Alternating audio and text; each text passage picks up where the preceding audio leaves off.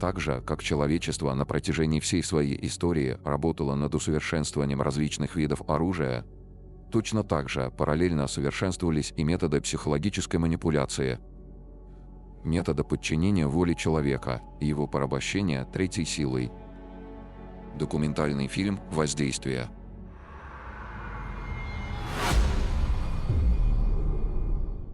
Магия окружает нас повсюду, даже если мы этого не замечаем.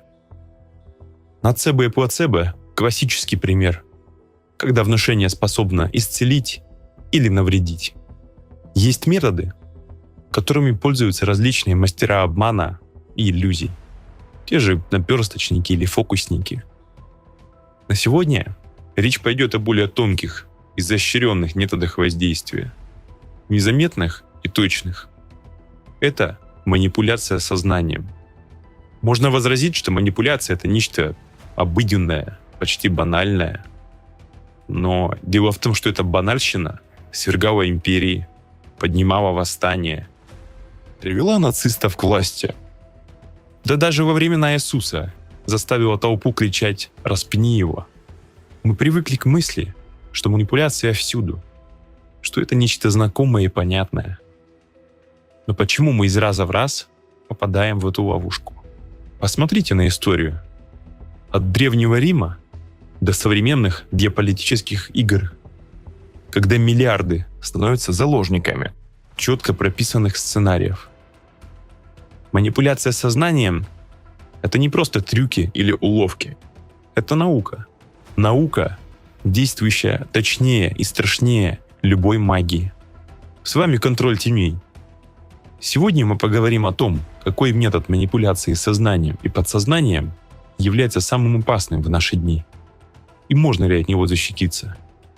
На создание этого выпуска нас вдохновил фильм «Воздействие», в оригинале «The Impact». Это фильм расследования, который реально потрясает собранными фактами и заставляет по-новому взглянуть на мир.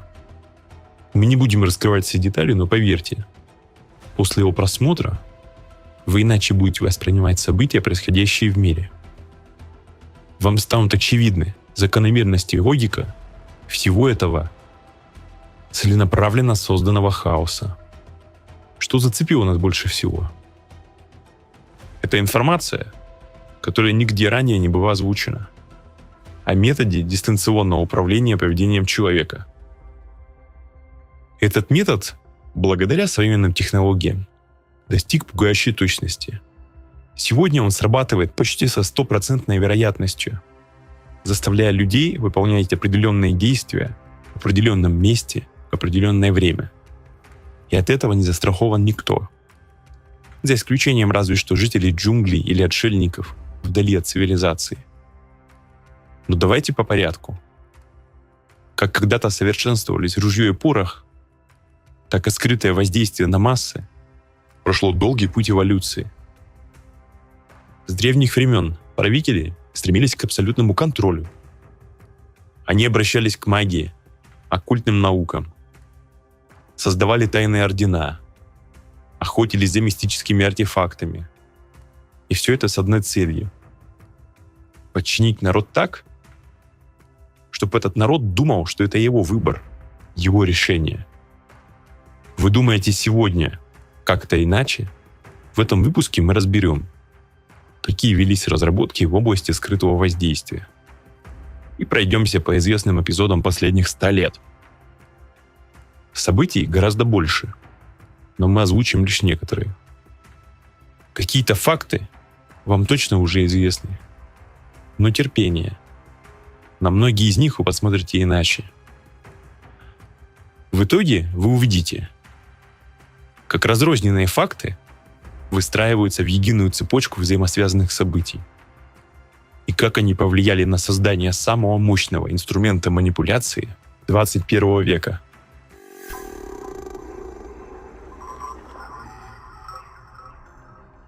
Давайте отмотаем на столетия назад. СССР, 20-е годы. Только закончилась Первая мировая война. Рухнула Великая империя, и на ее обломках начинает формироваться Советский Союз. Будущий оплот материализма и атеизма. Объявляется война церкви различным чудесам, и отрицается все сверхъестественное. Одновременно с этим, в 2021 году главный чекист страны Феликс Дзержинский отдает приказ о создании в структуре ВЧК специального отдела. Официальными задачами отдела были криптография и шифрование. Негласно же изучались методы дистанционного воздействия на человеческое сознание. А возглавлял этот секретный отдел Глеб Бокий. На протяжении многих лет спецотдел Бокия привлекал к работе биофизиков, этнографов, психологов.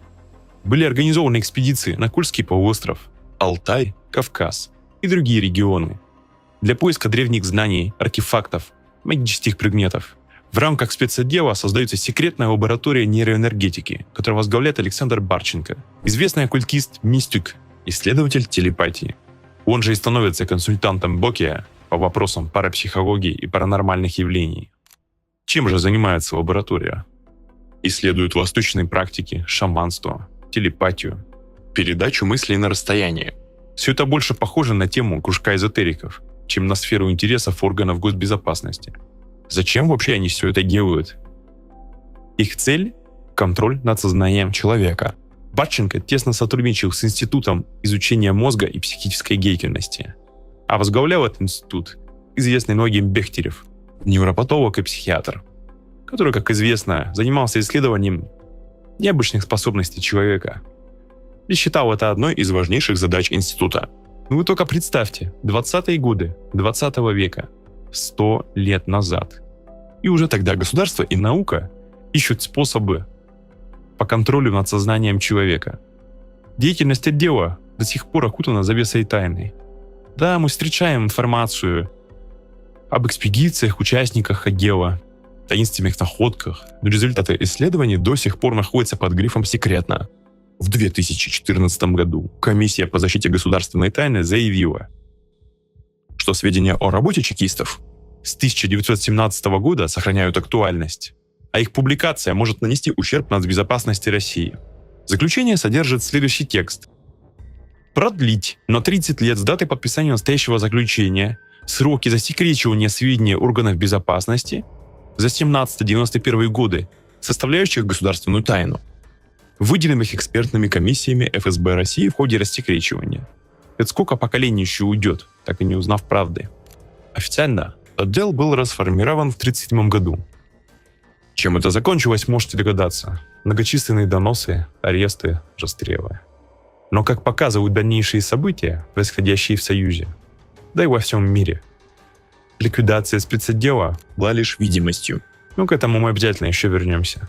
А сейчас давайте поразмыслим над самим фактом создания спецотдела Бокия. Представьте, власть большевиков строилась на постулатах материализма и атеизма. И тут внезапно отдел, который изучает паранормальные явления и оккультные практики. Вот такой тебе научный коммунизм. И это в то время, когда страна в руинах. Только закончилась гражданская война. Перед новой властью стоит множество задач. Перестройка общества. И в это время ЧК принимает решение о выделении ресурсов на всякую мистику. Зададим себе вопрос. Зачем? Новая идеология должна была быть не просто принятой, а стать религией, захватить умы людей. И чтобы убедить народ, сделать его преданным, нужна была идеологическая обработка. А не могли ли результаты этих исследований стать инструментом скрытого воздействия на массы? Идея психотронного оружия, контроль над умами, коммунизм, распространяемый по миру силой телепатии. Соблазнительная перспектива для власти. Не так ли? Не стоит забывать, что во главе отдела стояли далеко не глупые люди. Они прекрасно понимали, что делают и зачем. Мы знаем, что разработки велись. Мы знаем, что отдел был номинально закрыт. Мы знаем, что результаты были засекречены. Почему? Возможно, эти наработки послужили началом чего-то большего, о чем нам до сих пор неизвестно. А теперь давайте переместимся немного на запад. 30-е годы 20 века.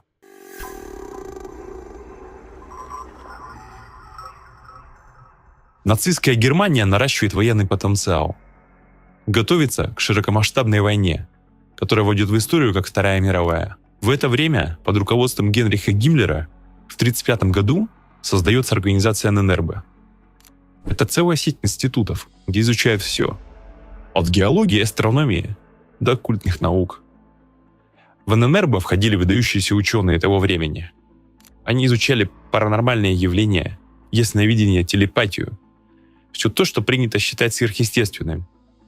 Более того, они разрабатывали новые виды оружия и технологии управления массами. Участники ННРБ организовывали археологические экспедиции в Тибет, Скандинавию, Карелию. Они собирали фольклор, искали мистические артефакты, священные реликвии, изучали древние манускрипты. Все это ради тайных знаний, которые, как считалось, могли раскрыть секреты мироздания и дать им власть над миром. Политические амбиции переплетаются с мистическими устремлениями и порождают при этом странный симбиоз. За внешним фасадом изучения магических ритуалов скрывалась более практическая цель – укрепление идеологии Третьего Рейха. А ННРБ – это не какая-то археология, это психофизика, идеологическое программирование армии и населения. Только представьте, Германия готовится к войне и в то же время вкладывает огромные ресурсы в ННРБ, финансируя, по сути, научные изыскания и вроде как не имеющие отношения к военным. О чем это говорит? Получается, что нацистский режим считал технологии по управлению массами не менее важными, чем техническое оснащение армии. И, конечно же, возникает вопрос, каким результатом привели их разработки? То, что произошло в Германии в преддверии Второй мировой, это был мощнейший идеологический прорыв. Образованная и умнейшая нация пошла за Гитлером единым строем и могла не только пожертвовать жизнью за любимого фюрера, но и совершать самые ужасные преступления, от которых до сих пор содрогается весь мир. Помимо психофизических разработок, немалую роль оказало сотрудничество нацистов с антикультовыми организациями. Именно антикультисты подкинули нацистам методы по борьбе с инакомыслием. Взять тот же апологетический центр во главе с Вальтером Кюнотом. Он снабжал имперское министерство внутренних дел, министерство пропаганды и гестапо материалами о политических позициях различных религиозных общин.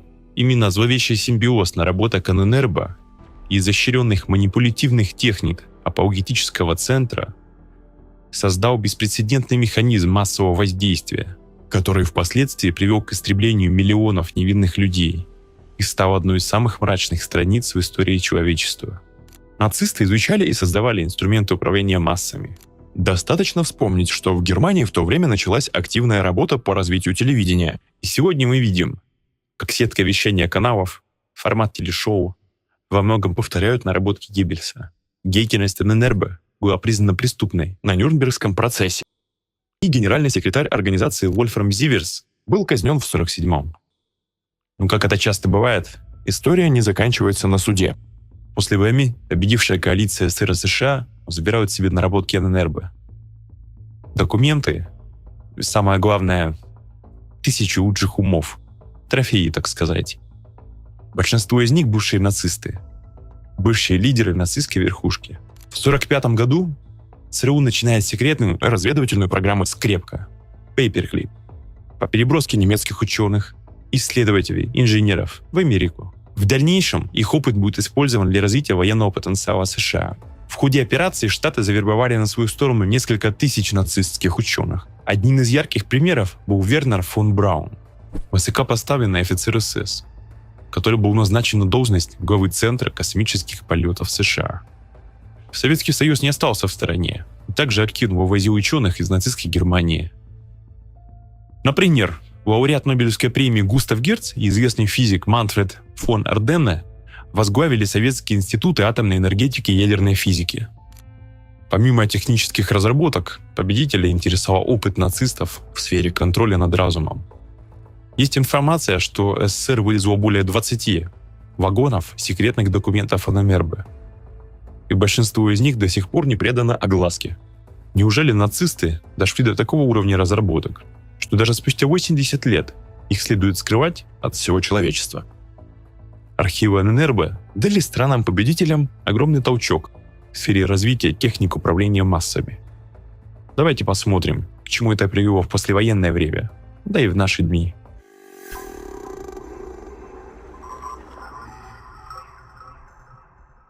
'53 год.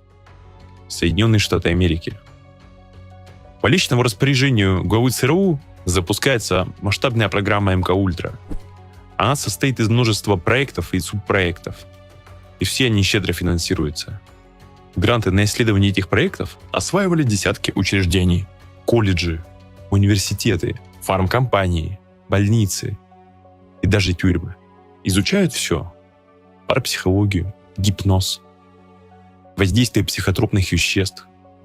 Вы только представьте, в этих лабораториях под присмотром людей в белых халатах пытаются создать идеальную технологию кодирования человека. Цели и задачи проекта максимально точно отражают фрагмент из служебной записки. Можем ли мы контролировать человека до такой степени, что он будет выполнять все наши приказы против своей воли и даже против фундаментальных законов природы, таких как самосохранение? Можем ли мы заставить человека совершить убийство против его воли? Задумайтесь, зачем? Зачем кому-то создавать запрограммированных убийц? Какая цель преследовалась? И к каким результатам они в итоге пришли? Каждый из вас знает про гонку вооружений, космическую гонку.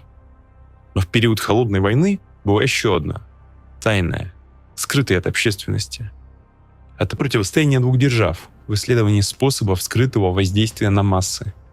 Гонка сверхъестественного вооружения, экстрасенсорная, или пси-гонка, гонка пси-оружия, неважно, как это назвать. Суть от этого не поменяется. Это гонка за оружием, которая способна поражать не тела, а умных людей. Спецслужбы относились к данной теме более чем серьезно. Псионика, психотроника. Эти слова появились не из научно-фантастических романов, а из секретных докладов разведок. По обе стороны железного занавеса телепатия рассматривалась как технология, которая может вывести гонку вооружений из тупика. И психотронное оружие обещало стать инструментом абсолютного доминирования на мировой арене. Здесь важно понимать, что все события, которые мы сейчас обсуждаем, стали известны лишь десятилетия спустя.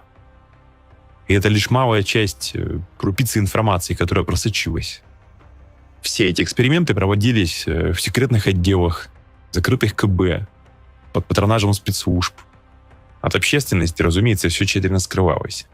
Эта тема была недоступна для обычных людей. Но уже в 60-е годы случается переломный момент.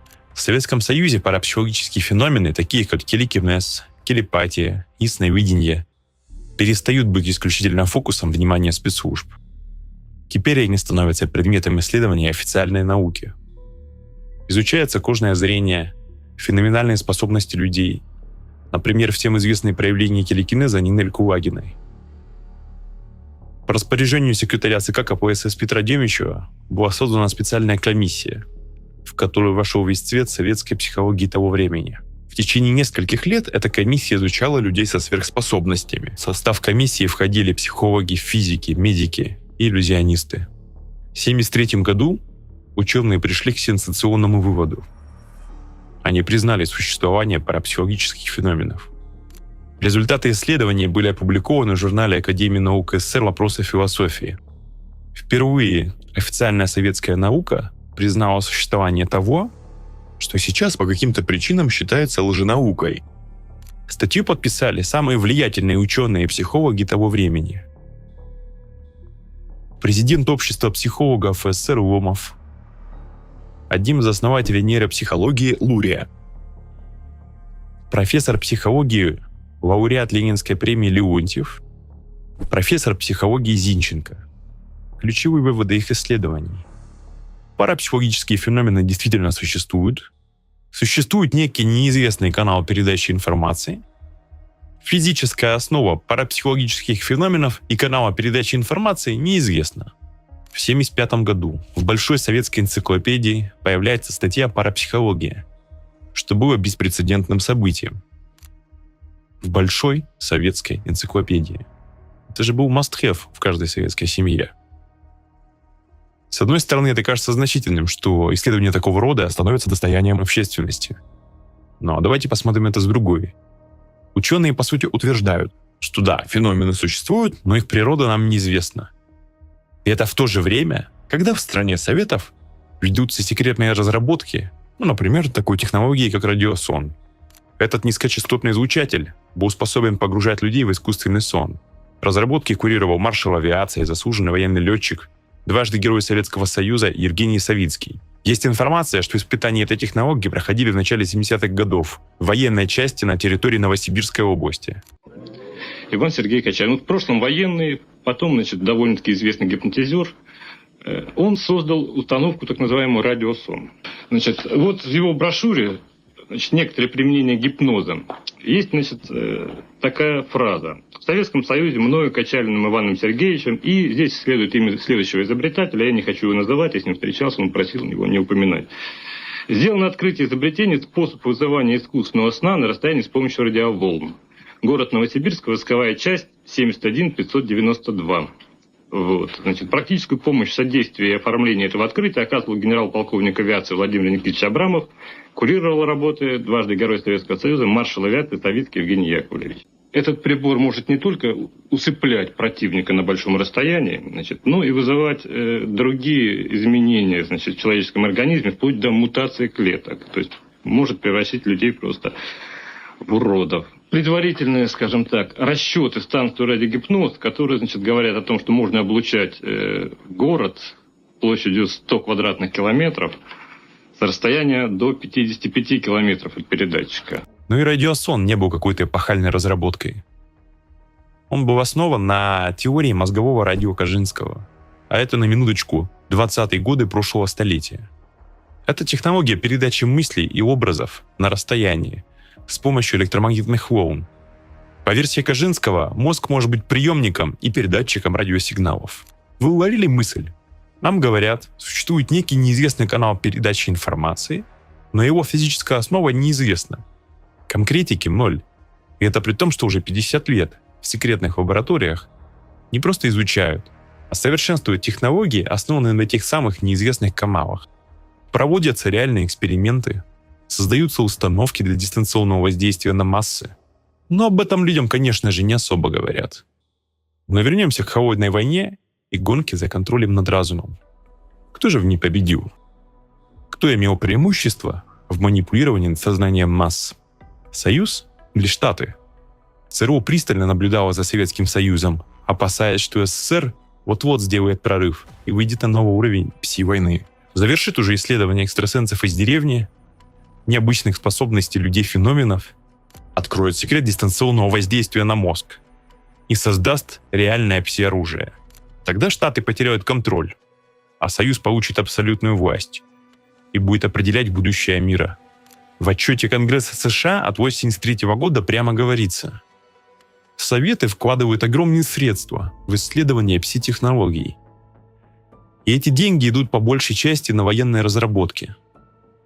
В это же время в американской прессе появляются статьи, что в СССР уже существует психотронное оружие. И это становится довольно популярным мнением в США. Можно сказать, американские спецслужбы признали поражение. Но дальше пришли 90-е. СССР развалился. Рухнули привычные устои. А вместе с ними и жесткий контроль над СМИ. Теперь в Советском Союзе стали активно распространяться слухи о наличии психотронного оружия в руках КГБ. И оно, как утверждалось, применялось против собственного народа. СМИ пестрили сенсационными заголовками, выходили статьи, книги, документальные фильмы, создавались общественные организации, которые боролись против психотронного геноцида. Каких версий только не было. Одни говорили, что психотронное оружие — это новый инструмент политики, другие, что его уже активно используют в криминальной среде. В 1991 году по Союзу массово поползли слухи, что во время августовского путча у его зачинщиков было пси-оружие, а у спецотряда «Альфа» успокоительный агрегат. Возникли эти случаи не на пустом месте. Всплыла информация, что генерал-полковник Кобец, непосредственный участник августовских событий, заявил, что, вероятно, спецназ использовал психотронные генераторы во время защиты Белого дома. Позже пошли опровержения, попытки списать на оговорку, но информация просочилась в массы. Уже в начале 1992 года появляется заявление с требованием запретить использование психотронных генераторов в качестве оружия. Его подписывают ведущие ученые страны. Цитата из обращения. Психотронное оружие может быть более опаснее, чем атомная бомба, химическое и бактериологическое оружие, так как теоретически оно в состоянии подавить волю человека и навязать ему волю злоумышленников. Ученые требовали прекратить исследования в области психотронного оружия и создать комиссии для выявления его наличия в армии, КГБ, МВД. Стала нарастать обеспокоенность населения. Просочившиеся сведения о применении псиоружия пошли в массы. Люди писали жалобы, что на них оказывается некое воздействие. Они испытывают страх, дискомфорт, появляются галлюцинации, вызванные воздействием низкочастотных волн, что они чувствуют себя жертвами экспериментов и пси-воздействий. А в 1994 году из-за наплыва обращений заместителю директора Федеральной службы контрразведки Андрею Петровичу Быкову пришлось сделать официальное заявление. В России психотронного оружия не существует, и едва ли оно появится в обозримом будущем. Ни одно из известных исследований не дало ни научных, ни прикладных результатов. А психотронное оружие — лишь часть сложной социально-психологической проблемы, связанной с бурным ростом интереса широких слоев населения к парапсихологии, оккультизму и мистицизму. А что еще он мог заявить? Признаться, что мы обрабатываем народ? Или то, что новое правительство не в курсе разработок, которые велись под эгидой секретных отделов КГБ?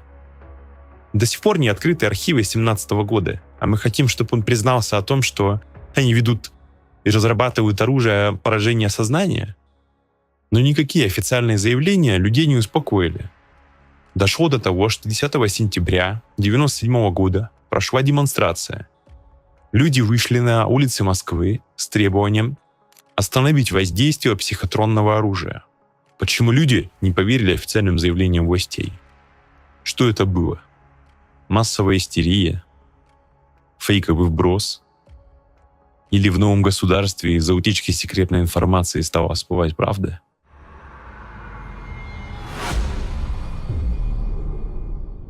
Итак, официальное заявление в 1994 году, что никаких пси-разработок не существует, в ближайшее время пси-оружие не появится.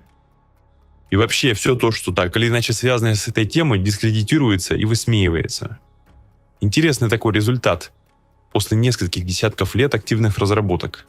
Кстати, дискредитация таких тем, как парапсихология, дистанционное воздействие, психотронное оружие — это далеко не случайность, а чьи-то целенаправленные действия. И, скорее всего, за этим стоят те, в чьих руках находятся эти многолетние исследования. Как говорится, если ты думаешь, что тобой никто не манипулирует, значит, ты находишься в руках профессионалов. Мы все ближе подбираемся к современным реалиям. И наш исторический ликбез даст ответ на ряд очень важных вопросов. Почему эта тема дискредитируется и переходит в разряд конспирологических теорий? Существует ли это пси-оружие? И используется ли в настоящее время? В конце 20 века открываются новые подробности, которые полностью опровергают мнимые заявления об отсутствии психотронного оружия. В центре внимания оказывается некий ученый Игорь Смирнов. На некоторых деталях его биографии следует остановиться подробнее.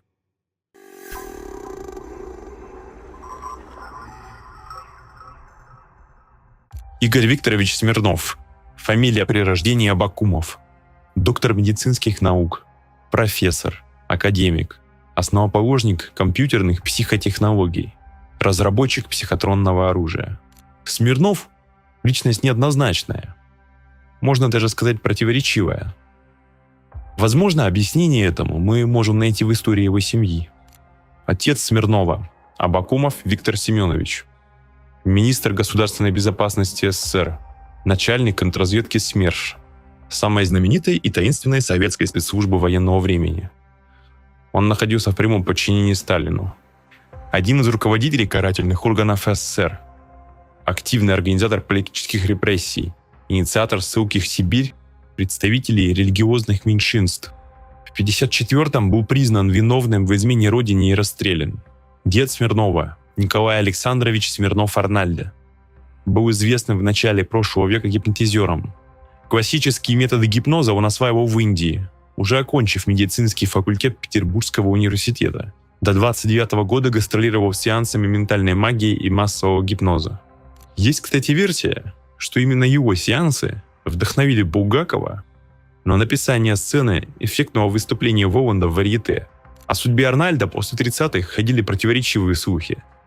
Одни утверждали, что он посвятил жизнь медицинскому гипнозу, другие, что тесно сотрудничал с органами НКВД. Какая интересная связь поколений. Дед проводит массовые гипнозы, отец руководит организацией массовых репрессий. А внук изобретает чудо-оружие, способное влезть в подсознание людей. И ему для этого не нужны ни пытки, ни гипнотические методы. Это весь арсенал психотерапии, то есть внушение, разъяснение, научение. Просто форма подачи теперь появилась новая, техногенная. Можно уже не отключать сознание, как, например, в гипнозе, когда критика сознания резко снижалась, и удавалось более эффективно что-то внушить человеку, а обойти его с помощью технических средств. Например, это диспарантное видео, когда скрытый фрейм, кадр некоего изображения с призывом, скажем, покупать микояновскую колбасу, размазывается во времени и пространстве по всему видеосюжету.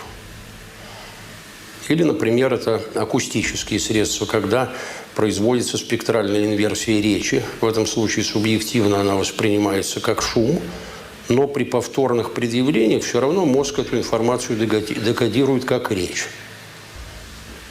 Так реализуется внушение.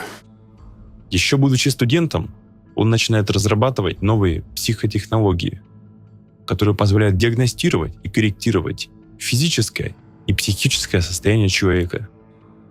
Для этого требовалось получить прямой доступ к подсознанию. Ранее такой доступ удавалось получить лишь в измененных состояниях сознания, с помощью определенных лекарственных препаратов или под воздействием гипноза. А Смирнов, используя компьютерные технологии, пробирается в глубины подсознания настолько тонко, что это становится незаметным ни для испытуемого, ни для наблюдателя. Это очень важный момент. Мы не просто так акцентируем на этом внимание. Суть будет понятна немного позже.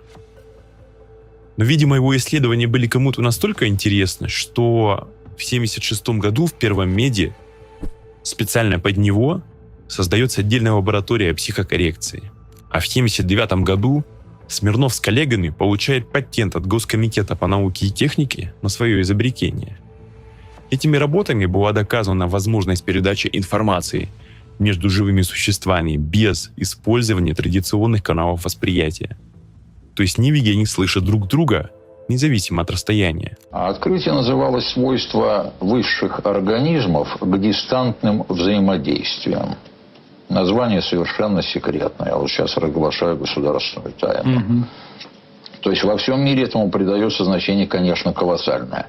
Мало того, что мы, наверное, одними из первых, но это дальнейшая история покажет, установили реалию взаимодействия между живыми системами не только через наш с вами язык и смотрение друг на друга и жестикуляцию и так далее, а прямую, если угодно, телепатическую связь. Научились ее измерять фактически.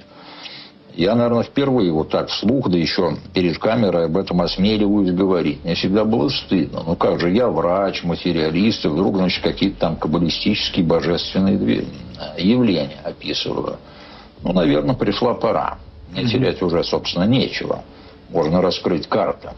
В 80-х годах проект Смирнова получает официальное покровительство ЦК КПСС, Совета министров СССР, поддержку военно-промышленной комиссии и Минздрава. Результатом деятельности Смирнова и его соратников стала новая наука – психоэкология, возникшая на стыке наук психиатрии, психологии, нейрофизиологии, нейробиологии, математики, физики, информатики. Было получено более 20 патентов, связанных с возможностями мозга и психики человека. Были разработаны такие компьютерные комплексы, как чтец мыслей, скрытый допрос и уши стен. Эти технологии показали свою эффективность намного больше, чем детектор лжи. Глядя на название главных разработок Смирнова и список структур, которые покровительствовали ему в этих исследованиях, становится понятно. какова была сфера применения этих разработок. И неспроста в США он получил громкое звание «Отец психотронного оружия». Действительно, такие реплики бывают, что ему психотронный папа и так далее. Но я всегда отвечаю совершенно одинаково. Ведь столовым ножом можно резать колбасу, а можно резать горло. Вот мои коллеги и я, мы делаем оружие. Конечно же, это оружие для борьбы с болезнями человека. Я думаю, что злонамеренный ум мог бы это использовать и в других целях. В качестве оружия для поражения, подавления, может быть. Технически это, в принципе, возможно.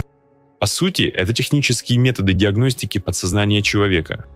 С ее помощью выявляются предрасположенности и теневые зоны человека. Например, его склонность к преступлениям. Активное психотронное оружие имеет еще более интересный эффект. С его помощью можно кодировать подсознание, вкладывать конкретные программы в мозг человека. Как говорит сам Смирнов, человек не может защититься от такого вторжения в свой мозг, поскольку сознание не контролирует подсознание. В основе всех разработок Смирнова лежало психозондирование и психокоррекция. По факту это и есть то самое активное и пассивное психотронное оружие. Несанкционированные воздействия хороши, когда мы лечим больного. Это действительно психотронное оружие. Мы его, конечно, изобрели, я этого не скрываю, для лечения проблем человека, в основном болезненных проблем.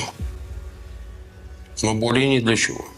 Говоря простыми словами, Смирнов и его коллеги поняли, как работает подсознание, и научились добывать оттуда нужную информацию. Но что еще опаснее, они научились вкладывать любые установки в глубины подсознания. И это настолько эффективно, что человек неизбежно потом выполняет эти установки, даже не понимая, что на него повлияли. Он считает, что это его решение, его желание, его собственная воля. И защиты от этого нет. Великий ученый, гениальный разработчик лечит людей, избавляет их от зависимостей, создает специальные системы для снижения уровня преступности. Звучит благородно. Но вот только в его руках были инструменты, которые могли манипулировать человеком на глубинном уровне, в обход его сознания. Кодирование подсознания без возможности защититься. Это же оружие неограниченной власти в руках человека. Сам Смирнов не скрывал своих амбиций. Он скромно говорил: «Не хочу играть в Бога». Программирование мозга ставит тебя перед огромной ответственностью. Все время спрашиваешь себя, какое ты имеешь право изменять составные человеческой души. Она есть и должна остаться прерогативой только божественной. И все это могло оставаться его личным делом, если бы эксперименты не уносили жизни людей. Есть факты в его биографии, которые полностью разрушают репутацию достойного ученого. И что более страшно, показывают, что это были игры не в Бога, а в дьявола. Вы мне скажите, какие-то силовые структуры, назовем их так, спецслужбы имели отношение к вашей работе? Ну, Они вообще курировали это дело? Они понимали, что это, в принципе, оружие, потенциально может быть оружием такого супермассового поражения? Без сомнений. У меня даже в штате постоянно работали офицеры из разных наших спецслужб. Более того, у меня довольно серьезные были контакты с спецслужбами Соединенных Штатов, разумеется, с участием наших сотрудников. Я думаю, что эти секреты полишинеля смешно было бы утаивать. Если бы работа такого ранга не сопровождалась соответствующим сопровождением, ну, что я, наверное, просто мошенник там, или сумасшедший, или заблуждающийся. Сопровождалось, да еще каким.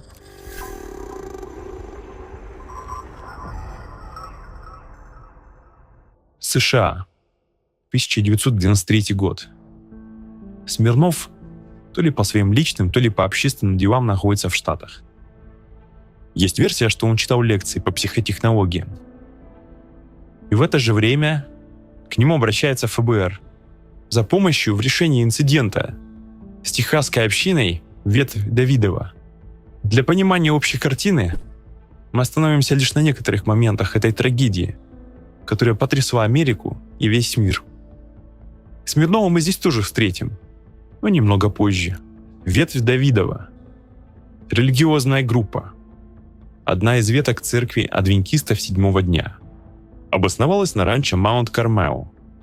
Небольшое поселение недалеко от города Уэйко, штат Техас. Это был дом для десятков людей. Мужчин, женщин, детей, которые вели обычную, простую жизнь. Стремились к духовности, к общности. Но в начале 90-х так называемые борцы с культами запускают информационную атаку в СМИ против этой общины. Атака носила явный заказной характер. Хлынула волна негативных публикаций.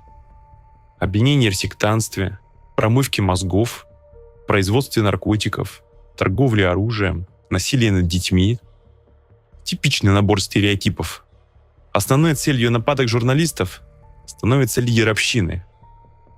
Остальных постепенно обезличивают и превращают в глазах общества в серую массу.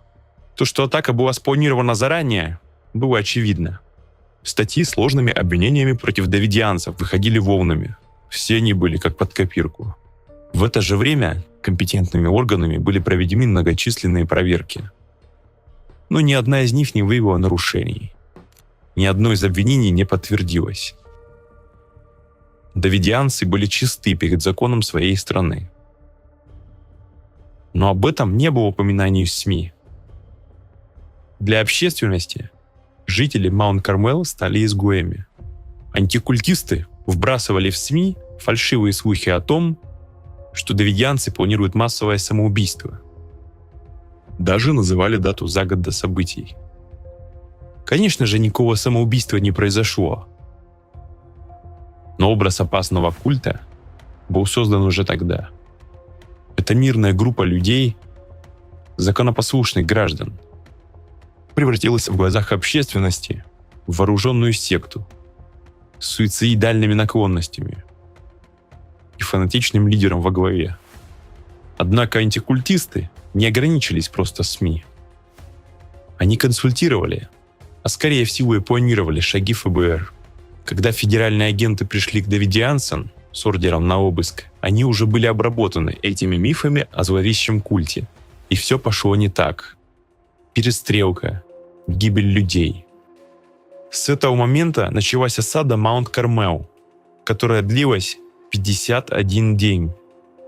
Обычные семьи с детьми оказались в ловушке ужаса и постоянного давления. ФБР стянуло огромные силы. Это была самая крупная военная операция против гражданских лиц за всю историю Америки. Бронемашины, танки Абрамс, военнослужащие армии США, техасские рейнджеры, полицейские. Всего в операции участвовало около 900 человек, и это против нескольких десятков мирных граждан. Расследование 1996 года, инициированное Конгрессом США и Министерством юстиции, показало, что специальный агент Дэви Агилера, сотрудник АТФ, предоставил заведомо ложную информацию, чтобы обойти закон и получить поддержку военных сил США для осады и штурма. Над давидианцами издевались почти 2 месяца, лишив их базовых потребностей – воды, еды и сна. Им отключили электричество и средства связи. Помимо этого, над ними применялась практика агрессивного психологического воздействия. Это громкая музыка, записи криков животных и прожекторы в окна по ночам. Важный момент. Ведь в доме в том числе находились маленькие дети. Их точно хотели спасти. Тогда зачем такие жестокие методы? И по факту это настоящие пытки. С подачи антикультистов спецслужбы всеми силами создавали невыносимые условия для людей внутри здания. Вероятно, они рассчитывали пробудить родительский инстинкт, заставить людей выйти, и при этом подвергали детей невыносимым мукам. Мучить детей ради их спасения. Логика просто рушится. При этом давидианцы проявляли невероятное терпение. Они продолжали вести переговоры с федералами, отчаянно пытались спасти свои жизни. Они понимали, что стоит им выйти, они и их дети окажутся под угрозой. Их окружали сотни вооруженных людей, убежденных, что имеют дело с опасными сектантами. И вот сейчас самое время вспомнить иностранного консультанта, Игорь Смирнов принимал непосредственное участие в этой жестокой операции. Он консультировал ФБР по вопросам применения методов психокоррекции. По официальной версии, выслушав его предложение, ФБР отказалось от услуг Смирнова. Это миллион раз показывали по вашему телевидению, в том числе и во всех газетах. Это уже мыто-перемыто. Ситуация была в Америке тогда очень напряженная. Я как раз был в момент кульминации там, и надо было собрать обращение от близких родственников этих сектантов. Ну, по принципу, скажем, папа, выходи, мы тебя любим и так далее. Все это изменить физически, то есть это спектрально модулированная была бы речь, и через мощные акустические системы, через телекоммуникации, включая телефоны, туда подавать, в дом, где засели сектанты. Мы тогда подписали с ФБР соглашение на эту тему. Я попросил несколько дней на подготовку. Из Москвы уже везли необходимый интерфейс. Это был, по-моему, 93-й год. Но кто-то испугался и отдал решение о штурме. В результате полный крах. Эта операция, насколько я знаю, считается самым крупным провалом ФБР. 19 апреля 1993 года наступает черный день в истории Америки. Спустя почти 2 месяца осады начинается штурм. Внутрь здания запускается газ. Затем комплекс вспыхивает. Пожарные машины к нему не подпускают. Маунт Кармел сгорает дотла. В этот день погибли 76 ни в чем не повинных людей, в том числе 25 детей. По сути, Смирнов предложил следующий план. Передать давидианцам специальным образом зашифрованные послания от родственников, которые бы пошли в обход критического мышления напрямую в подсознание. Призыв выйти из здания. А для Дэвида Кореша специальное послание, имитирующее голос Бога, который приказал бы ему добровольно сдаться. Согласно официальной версии, ФБР отказалось от варианта, предложенного Смирновым, из-за возможных непредвиденных последствий применения его технологии. Смирнова спросили, что будет, если подсознательные сигналы сработают не так, как нужно. Он ответил, что последователи Кореша могут перерезать глотки друг другу, совершая акты насилия. Но это официальная версия. На что тут стоит обратить внимание? Напомним, Игорь Смирнов работал над такими методами, как психокоррекция. Это воздействие на подсознание человека с целью изменить волю субъекта без его ведома. Скрытые сообщения, записанные на пленку и технически измененные, внедрялись в аудиозапись. Ее давали послушать объекту, на которого было нацелено воздействие.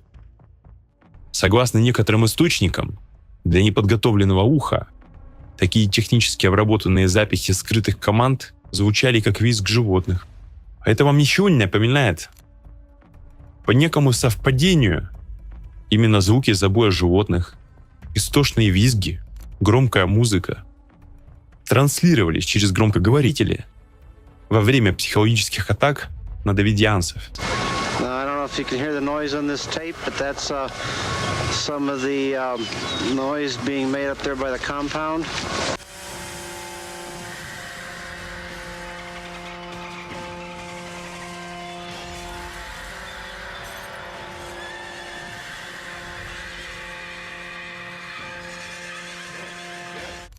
Смотрим дальше. На одной из пресс-конференций представитель ФБР публично заявил, что во время переговоров с Дэвидом Корешем было достигнуто соглашение о том, что люди мирно покинут здание. Однако он внезапно передумал, утверждая, что услышал тот самый голос Бога, говорящий ему остаться и ждать. Опять совпадение. Все как по плану Смирнова, только эффект полностью противоположный. Люди остались в здании. К ним были применены силовые методы. Как итог, они в страшных муках сгорели заживо. В здание впустили боевой газ. Обычно такой газ используется для разгона митингов, только на открытом воздухе. Знаете, что он делает? При большой концентрации вызывает спазмы мышц такой силой, что ломаются кости. У детей вообще не было шанса выжить. Это напоминает камеру пыток, созданную невменяемым маньяком, где родители были бессильны что-либо сделать для спасения своих детей. Они были вынуждены смотреть, как их дети задыхаются, страдают от боли и умирают у них на глазах. Потом начался пожар. Обездвиженные они горели заживо. Да и вообще, какие скрытые установки передавались через эти зашифрованные сигналы Смирнова? Кто был их целью? Ведь эти звуки слышали и члены общины, и люди вокруг, в том числе представители спецслужб. При анализе операции независимые эксперты, присутствующие на месте событий, заметили странное поведение силовиков во время осады. Они проявляли чрезмерную агрессию против мирных граждан, которые даже не сопротивлялись. Пытались контролировать ситуацию любой ценой, конфликтовали между собой, проявляли одержимость, стремление доминировать над давидианцами. Во время осады было много возможностей для мирного разрешения конфликта, но все они были намеренно проигнорированы, и почему-то принято решение взять здание штурмом. Операция на ранчо Маунт-Кармел. Что это было, если не крупнейший провал американских спецслужб? И в то же время блестящая, суперуспешная операция антикультовых организаций. Доверие народа к государству и правоохранительным органам было серьезно подорвано. Но что позволило антикультистам добиться такого исхода? Однозначного ответа мы не дадим. Здесь слишком много вопросов. Могли ли скрытые технологии Смирнова сыграть здесь свою роль? Могли ли все участники операции попасть под воздействие этих деструктивных команд? Или, возможно, эти технологии усилили уже существующие установки федералов на борьбу с так называемыми сектантами? Установки, которые, заметьте, активно продвигали антикультисты и до инцидента, и после. Что было до, мы рассказывали. А после начинается мощная кампания, где борцы с культами продвигают миф о том, что давидианцы сами себя убили. А где доказательства? Их нет. Ноль. И тем не менее, эта ложь продвигалась. Есть большое количество документальных фильмов, которые разбирают трагедию Уэйка буквально по кадрам. Взять тот же фрагмент из фильма «Импакт», который есть на нашем канале. Вы можете самостоятельно убедиться, сколько несоответствий скрывается за официальной версией. Медийный прогрев тех лет очень четко задал восприятие событий Уэйка. Образ опасных сумасшедших сектантов вошел в общественное сознание. И в последующие 30 лет этот миф только укрепился и стал поводом для новых притеснений религиозных групп, выделяя секты как нечто опасное, незаконное, угрожающее обществу. Но это уже совсем другая история. А сейчас давайте рассмотрим еще одно громкое событие. Захват театрального центра на Дубровке в Москве в 2002 году.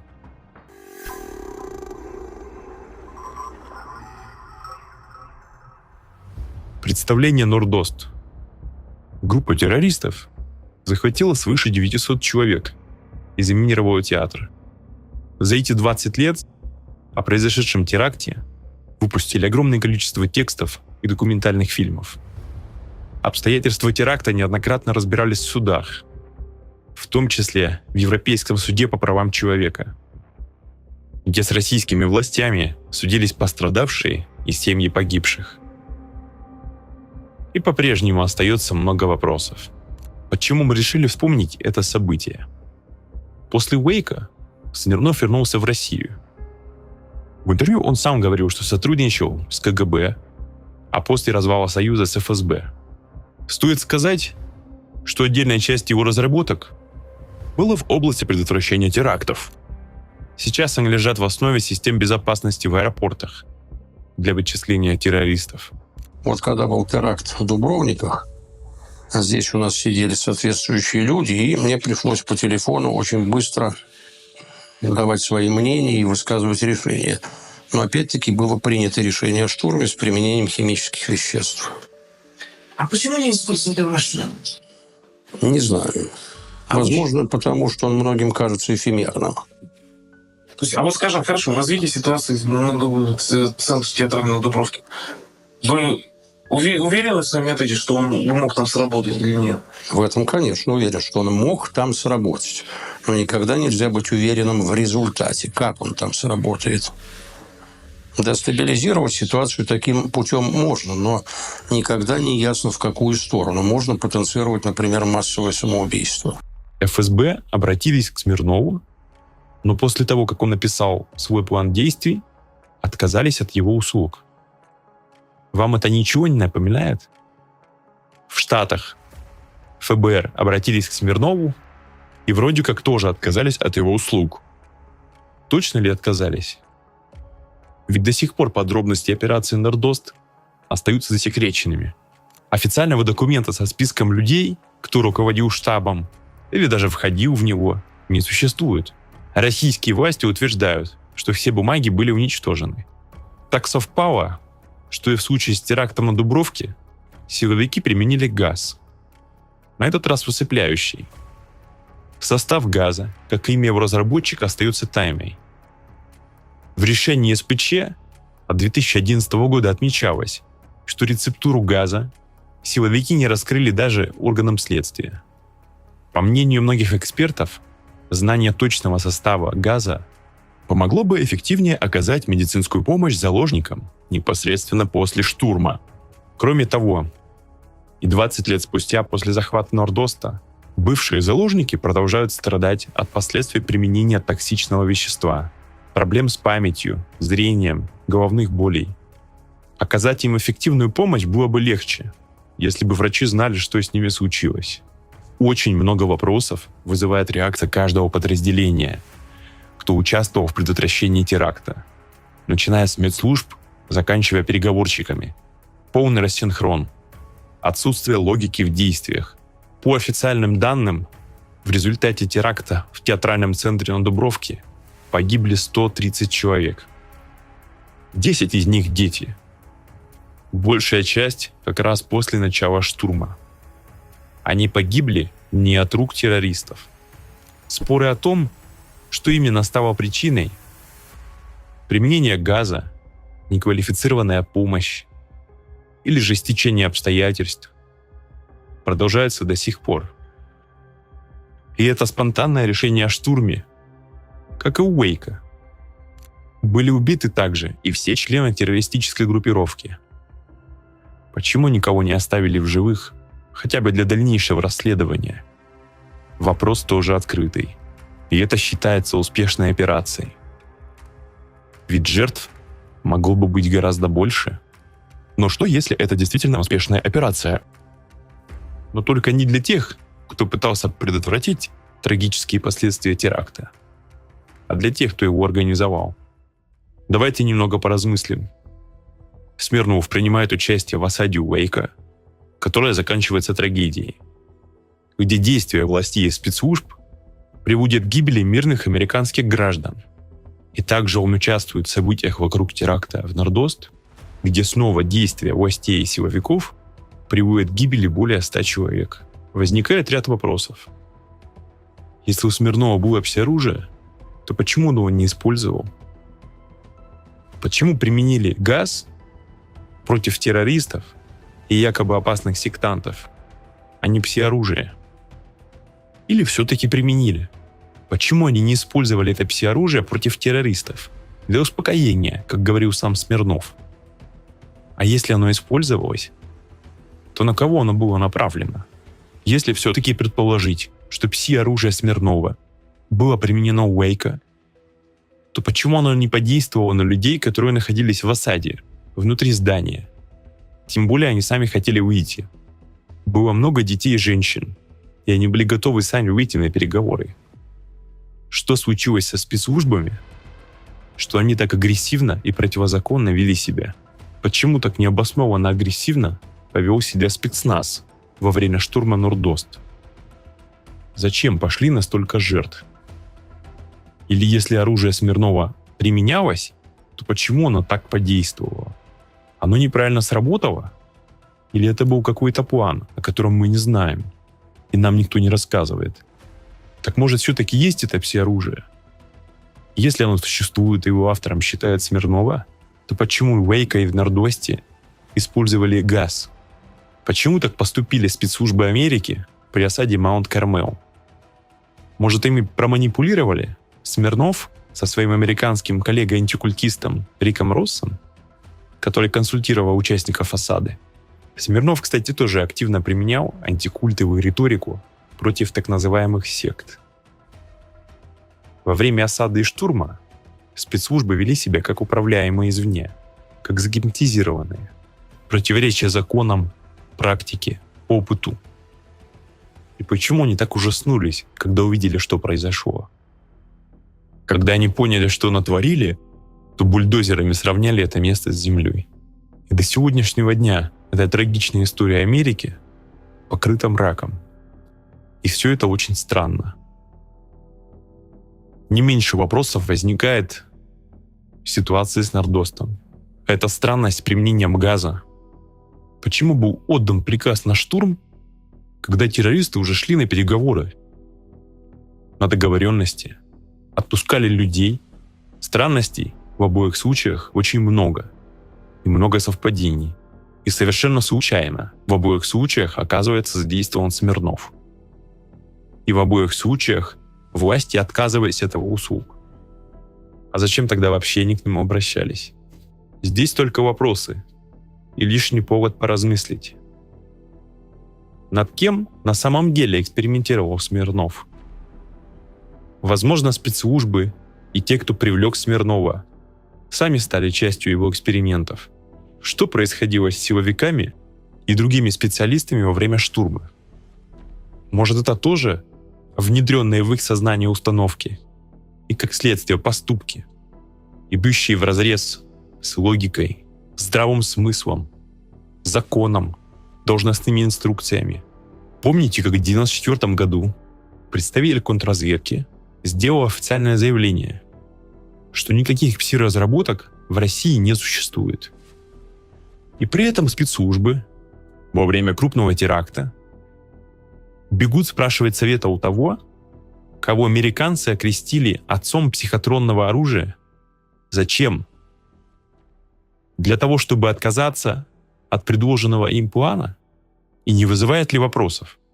Как так вышло, что спецслужбы двух держав, США и России, обращаются за консультацией по пси-воздействию к одному и тому же человеку? А вот еще один интересный момент. Вы никогда не задумывались, почему так странно повели себя граждане СССР, когда позволили развалить свою великую страну у всех на глазах? Рушился союз, объединяющий миллионы людей, и все были спокойны. Офицеры, давшие присягу защищать свою родину, клятву принесли на верность союзу, промолчали. Была только одна попытка сохранить СССР у ГЧП, да и та закончилась неудачей. Люди массово не выступили за сохранение Советского Союза. Вышла лишь ничтожно малая группа людей. И наоборот, многие были за развал Союза и создание независимого государства во главе с Ельциным. Союз разваливали. Люди просто ходили на работу, жили спокойно. Наблюдали, как разворачиваются события. Наблюдали, как за кинофильмом. Что происходило с сознанием людей?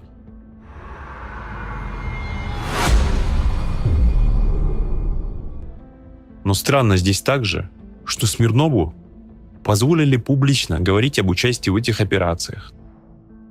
Странно, что применение, даже интерес к применению психотронного оружия был публично обнародован. Как показывает история, если что-то становится достоянием общественности, значит, это уже прошлый век и особой ценности не несет. Значит, технологии разработки пси-оружия шагнули далеко вперед.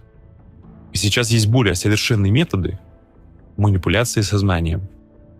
И вот недавно, благодаря журналистам, создавшим фильм «Импакт», стало известно о методе пазлового кодирования и о том, в чьих руках он находится.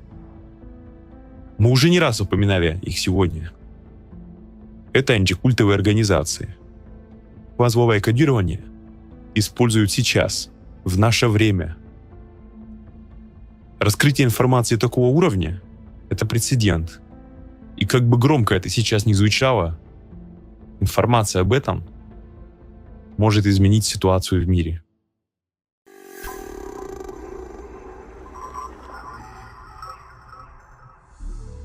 Пазловое кодирование — это метод воздействия на подсознание человека в обход критического анализа сознанием.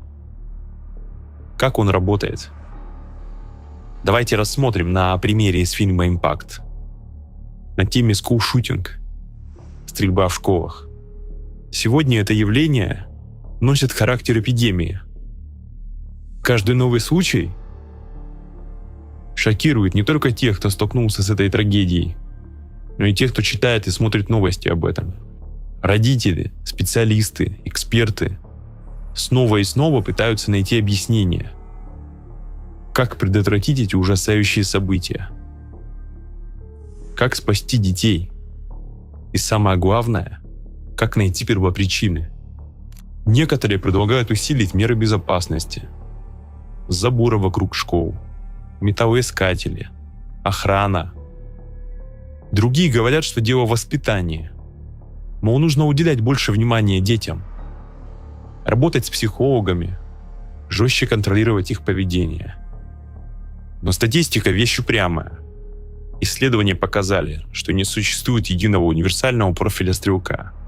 Возраст, пол, раса, религиозные взгляды, наличие друзей, отношения в семье, уровень дохода семьи, успеваемость в школе — все варьируется и не имеет никакой закономерности. Это совершенно разные люди с разными характерами, разными переживаниями и разной судьбой.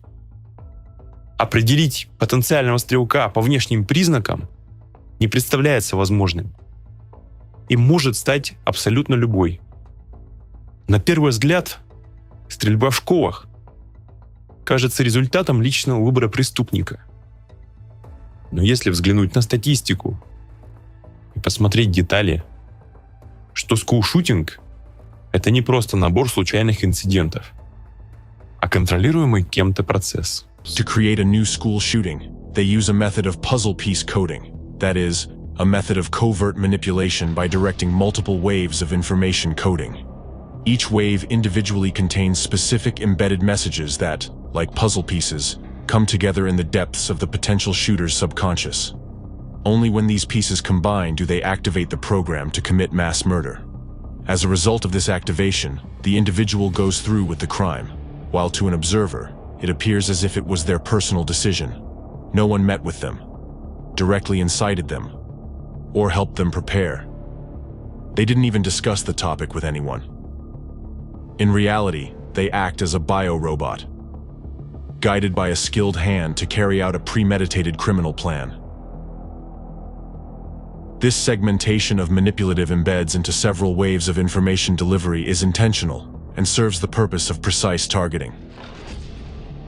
Since a school shooting requires one, at most two perpetrators, the waves of information coding affect thousands of people. Some of these people may even feel an impulse to act on the commands, but not everyone can cross the line into committing mass murder. Therefore, to narrow down the target zone and activate a suitable potential shooter, a cross-sectional information attack is conducted. It consists of several information deliveries, each containing specific embeds that can bypass the critical control of the conscious mind and penetrate directly into the subconscious. Once there, these embeds come together like a puzzle to form a cohesive picture of the future crime. This image becomes a dominant intrusive thought, pushing the individual towards committing mass murder. Если коротко, суть пазлового кодирования в следующем. На конкретно заданный регион распространяется информация, которая содержит в себе скрытые вкладки, части программы на выполнение вооруженного нападения. Эти скрытые элементы проходят мимо критического мышления и проникают прямо в подсознание. В результате они формируют у человека навязчивый образ будущего преступления, который постепенно становится его доминирующим желанием. Причем такие вкладки распространяются через привычные нам источники – СМИ, соцсети, развлекательные платформы. Это может быть любой контент, которые попадают в поле интересов подростков. Будь то новости, мемы, видео или игры. Если вы вдруг сомневаетесь в том, что кто-то может так точно нацелить подобную программу на конкретного школьника из определенной страны, города или района, вспомните, как работает коммерческий таргетинг. Достаточно лишь мельком упомянуть товар, и уже через минуту он будет навязчиво мелькать в контекстной рекламе. Информационное пазловое кодирование – процесс длительный и многослойный. В зону воздействия на разных этапах попадает множество подростков. Первые волны инфокодирования имеют широкий радиус поражения. Некоторые вкладки и части программы на преступление проникают в подсознание практически всех, попавших в зону воздействия. Поэтому в регионе, где планируются следующие случаи скулшутинга, резко увеличиваются случаи биполярного расстройства среди детей. Растет количество преступлений. Это могут быть и уличные убийства, и убийства членов семьи, либо покушения, попытки их совершить. Но никто эту статистику не рассматривает как часть единого процесса. Так готовят убийц. Дистанционно.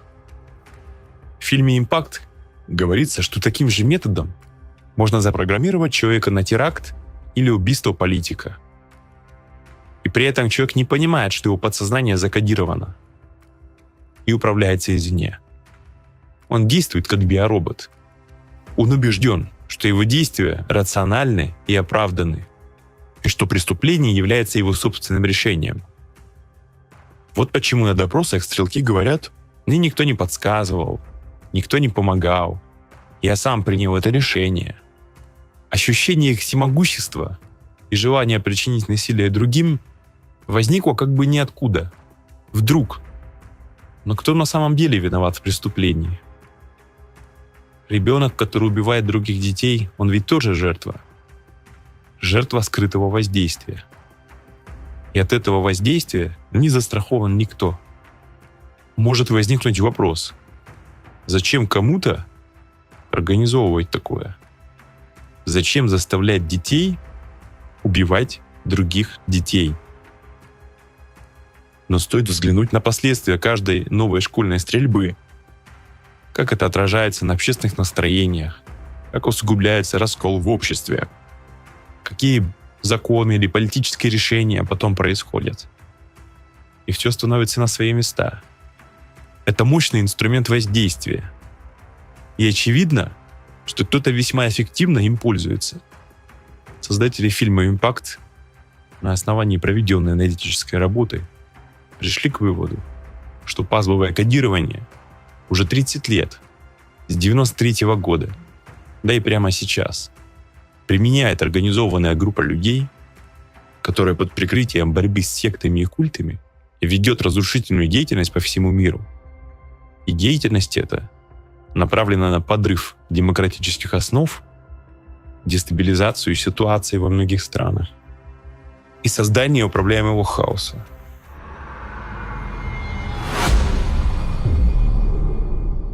Сегодня мы прошли через столетнюю историю технологий скрытого воздействия.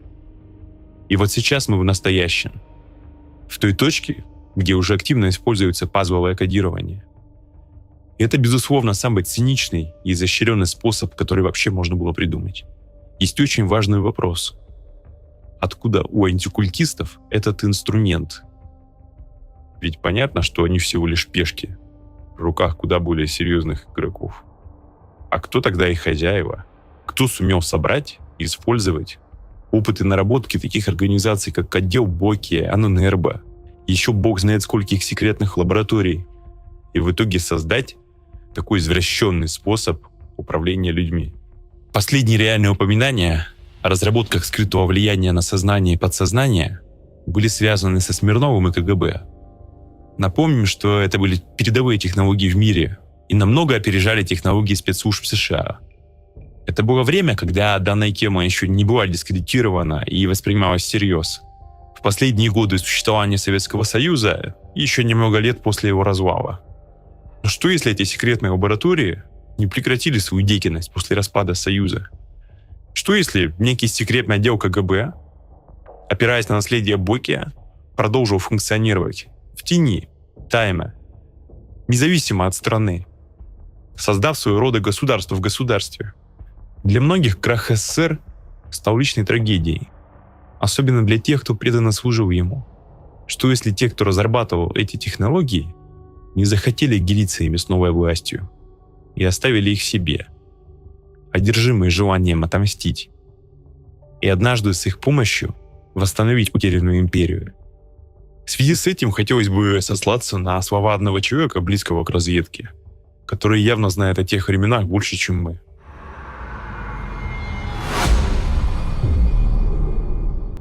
In 1993, this specialized KGB department, the successor to the psychophysical research of the Cheka and the NKVD, not only survived the chaos of the USSR's collapse, but also found a new purpose: revenge. The collapse of the Soviet Union was perceived by the KGB division as a deep personal humiliation and a tremendous blow to their ego. Firstly, they lost an empire they considered their property and inalienable territory. Secondly, they failed to fulfill their key task, ensuring the security of the USSR, which led to its collapse. Thirdly, the empire they had shaped and led was destroyed by their historical adversaries, the intelligence services of the United States of America. The destruction of the Soviet Union and the successes of our special services were perceived by the KGB as a loss of personal honor and dignity. This became a serious challenge for them. According to our data, the adversary does not limit themselves in their choice of means in this operation. In pursuit of their goal, they are willing to sacrifice not only the lives of individuals and political figures, but also their former territories. They are even prepared to risk a full-scale nuclear conflict if it aligns with their long-term strategy.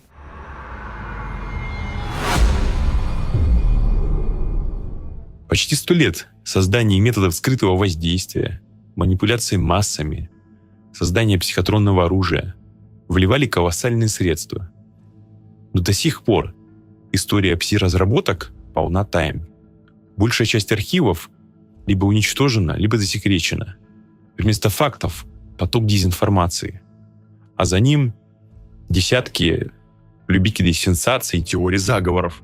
И вот среди всего этого информационного хаоса приходится буквально по крупицам собирать достоверные данные, чтобы, наконец, сложить цельную картину. И она вызывает серьезное опасение. Пришло время признать: мир вступил в эпоху, когда самым грозным оружием стало воздействие на подсознание. По эффективности применения его можно сравнить с оружием массового поражения. Технологии, которые еще недавно казались фантастикой, сегодня не только существуют, но и активно применяются. И те, в чьих руках эти технологии, добились пугающих результатов. Сегодня мир как никогда близок к глобальному цивилизационному конфликту и даже ядерной катастрофе. В том, что мы стоим на краю этой пропасти, огромную роль сыграли именно информационные войны. То, что происходит сейчас, можно назвать коллапсом цивилизации, который разворачивается прямо у нас на глазах. А что делать, спросите вы? Давайте вернемся к примеру скулшутинга. Если бы стрелок знал о технологиях пазлового кодирования, велика вероятность, что трагедии удалось бы избежать. Понимание того, как работают подобные методы, это шанс защититься. Если вы не осознаете, что на вас воздействуют, вы бессильны. Первое, но очень важное, что вы можете сделать — начать разбираться, чтобы увидеть все схемы, как все устроено. Знаете, в чем проблема? Мы слишком уверены в своей способности критически мыслить. Но реальность такова, что современные методы манипуляций идут в обход критического мышления. Они бьют напрямую в подсознание, минуя защитные барьеры разума. Страх, сомнение, неведение — они исчезают, когда есть информация. Знание — это защита. Это ваш единственный щит от любых форм манипуляций. И чтобы обезопасить себя, нужно хотя бы понимать, что такое воздействие существует. Если вы думаете, что уже все знаете, и вас нельзя обмануть, спешу вас разочаровать. Не торопитесь с выводами. Посмотрите импакт Разберитесь в том, что происходит. Это не просто рекомендация, это необходимость. Если вы хотите остаться хозяином своего разума, берегите себя. В мире, где информация обрела статус оружия, незнание — это не просто слабость, а потенциальный приговор.